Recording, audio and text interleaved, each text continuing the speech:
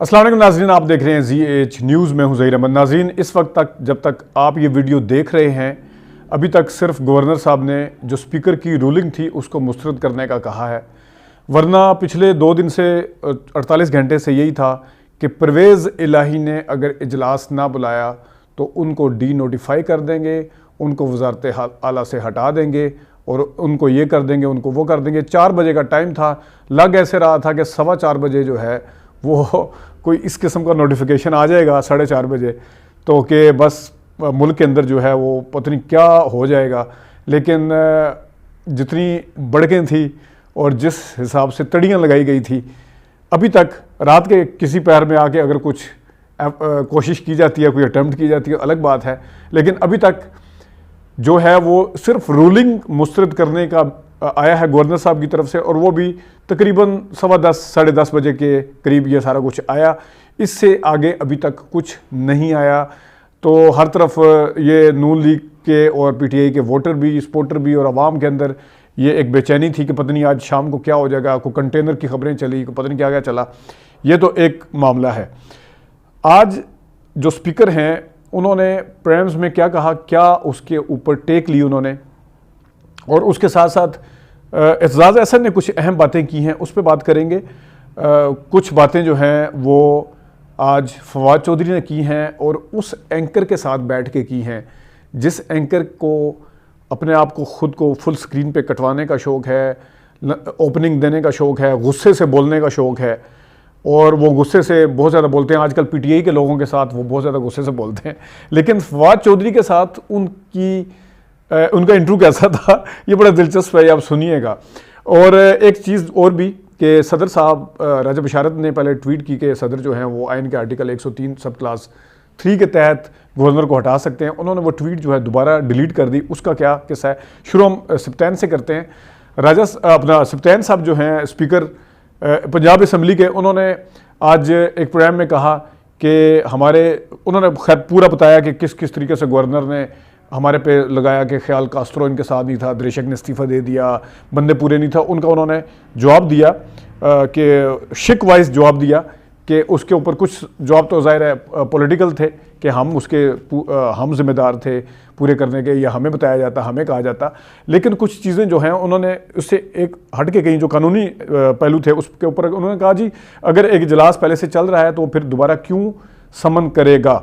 ये बड़ी बात हो रही है कि आप जो एक इजलास चला रहे हैं जिसको ख़त्म ही करने का नाम नहीं ले रहे। 57 दिन से 10 पिल दैट वाले भी बड़े रोला डाल रहे हैं, जियो के ऊपर बड़ा चल रहा था, तो उसके ऊपर सप्तान साहब ने कहा है, जिसके ऊपर आइनी माहिरीन भी जो लॉ एक्सपर्ट हैं वो भी यही कह रहे हैं कि बेशक इजलास ठीक है लंबा खींचा जा रहा है, तो ये भी बाइंडिंग नहीं है कि इजलास आप लंबा नहीं खींच सकते। आइन के अंदर ये कहीं नहीं लिखा हुआ कि इजलास जो चल रहा है वो कितना शॉर्ट होगा या मैक्सिमम कितने दिन तक जा सकता है। तो ये एतराज़ करना कि ये इजलास लंबे क्यों खींचते रहे हैं, ये भी एक उन्होंने जवाब दिया कि आइन के अंदर बाइंडिंग नहीं है। और ये इसके ऊपर कुछ वकला ने भी रोशनी डाली है कि वाकई उनका कहना ठीक है कि बाइंडिंग नहीं है कि इतने दिन में इजलास ख़त्म किया जाए। ये एक बात थी। उसके बाद मंजूर वोटों के केस का बड़ा तज़किरा हुआ है। मंजूर वोटों के केस में बताते चलें 1996 में ये आया, अदम एतमाद उनके ख़िलाफ़ लाई गई, और जो स्पीकर था जिस तरह अभी लेस देन 48 आवर्स का टाइम दिया गया है। कल भी हमने अपने वीडियो में कहा था कि अगर आप तहरीक अदम एतमाद की बारी जिस तरह पिल दैट वाले अहमद बिलाल महबूब हैं और शाइक उस्मानी साहब हैं, वो अगर अदम एतमाद की दफ़ा ये कह रहे हैं क्योंकि वो नंबर पूरे PDM ने करने हैं, उसकी दफ़ा ये कह रहे हैं कि आपको 3 दिन और 7 दिन इनके बंदे पूरे करते हुए टाइम ये वगैरह वगैरह। तो उसके ऊपर मंजूर वोटो साहब के केस के अंदर भी यही हुआ था कि लेस देन 48 आवर अब टाइम है, उस टाइम 16 घंटे का टाइम दिया था कि 16 घंटे के अंदर राजा स्वरूप जो उस वक्त गवर्नर थे, उन्होंने उस वक्त के वज़ीर आला मंजूर वोटो को कहा था कि आप अदम एतमाद का वोट अब एतमाद का वोट लें। तो उन्होंने जब एतमाद का वोट नहीं लिया था तो उनको डी नोटिफाई इस तरह कर दिया गया था। वोटो साहब चले गए थे कोर्ट में, और मामला जब कोर्ट में गया तो कोर्ट के अंदर ये प्रेसिडेंट सेट हुआ। आइन में नहीं था कि कम से कम 10 दिन का वक्त दिया जाए, जो कि आज फवाद चौधरी साहब भी कह रहे थे कि हमारे 4 बंदे शॉर्ट हैं, हमें वोट लेने में, एतमाद का वोट लेने में भी कोई मसला नहीं है, हमारी पूरी तैयारी है, लेकिन हम ले सकते हैं। मंजूर वोटों के केस में ये प्रेसिडेंट कोर्ट की तरफ से सेट हुआ है कि आपने कम से कम टाइम देना है, ताकि ये नहीं हो सकता कि 48 घंटे से कम का टाइम मिले और आप जाके कहते हैं कि یہ ایک بات جو قانونی پوائنٹ آف ویو سے، سیاسی باتیں تو بہت ہوتی رہتی ہیں، ہماری کوشش ہے کہ ہم قانونی اس پہ روشنی زیادہ ڈالیں۔ اعتزاز احسن صاحب نے کچھ باتیں کی ہیں آج، منظور بھٹو کا بھی آپ کو بتا دیا، اور اعتزاز احسن صاحب نے کہا ہے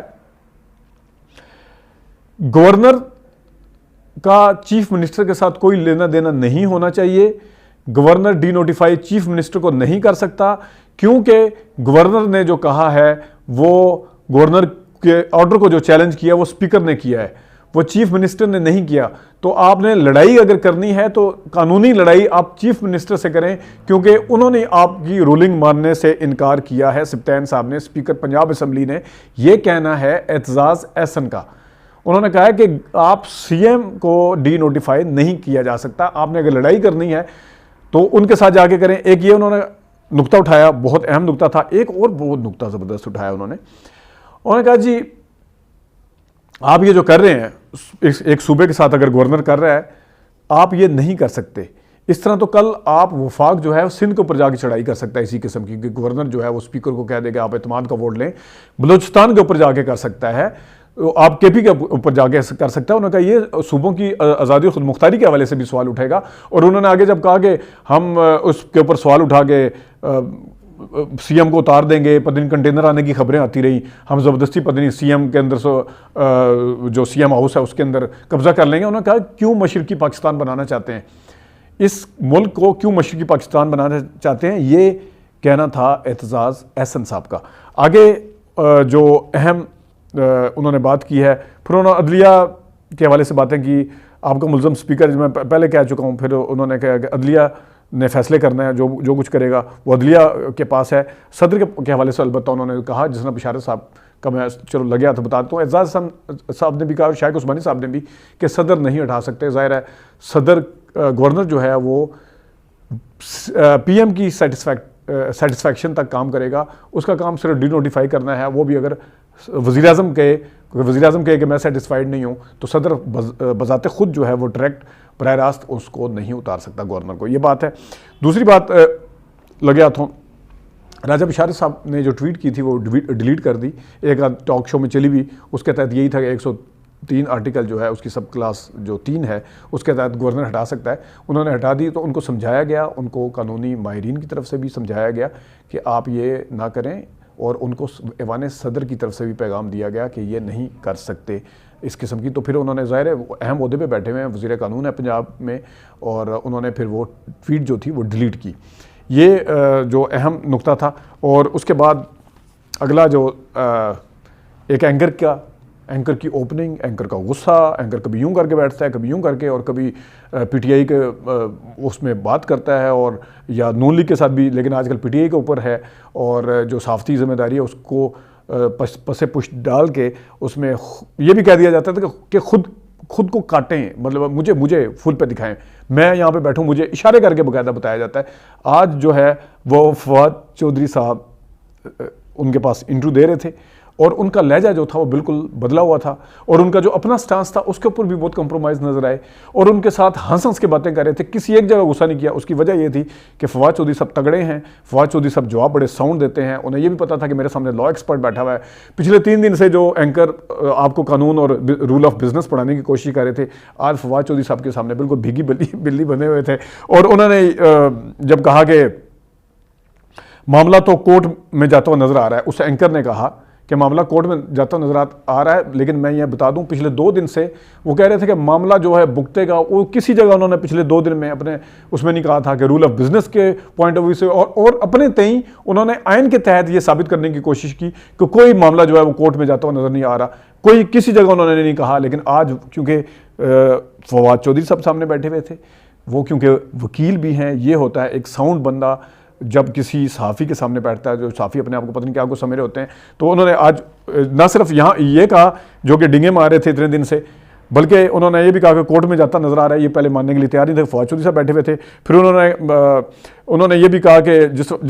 وقت فواد چودھری نے کہا کہ یہ ریکارڈ ہے آج تک کہ اتنے 127 استعفے نہیں آئے، یہ بھی عمران خان صاحب کے کہنے پہ قومی اسمبلی سے استعفے ہوئے۔ مریم نواز نے 2 بندوں کو کہا تھا کہ استعفے دے دیں، جن میں ایک ان کے دیور بھی تھے، یہ فواد چودھری کا کہنا تھا کہ دیور بھی تھے، تو 2 بندوں نے استعفہ نہیں دیا تھا، جس میں ان اینکر نے ان کو کاؤنٹر کرنے کی بجائے ان کی ہاں میں حامل آنی شروع کر دی۔ بالکل بالکل آپ ٹھیک کہہ رہے ہیں، بالکل صحیح کہہ رہے ہیں۔ تو یہ تھی ان اینکر کی حالت، اور اس کے ساتھ ساتھ پھر انہوں نے جس وقت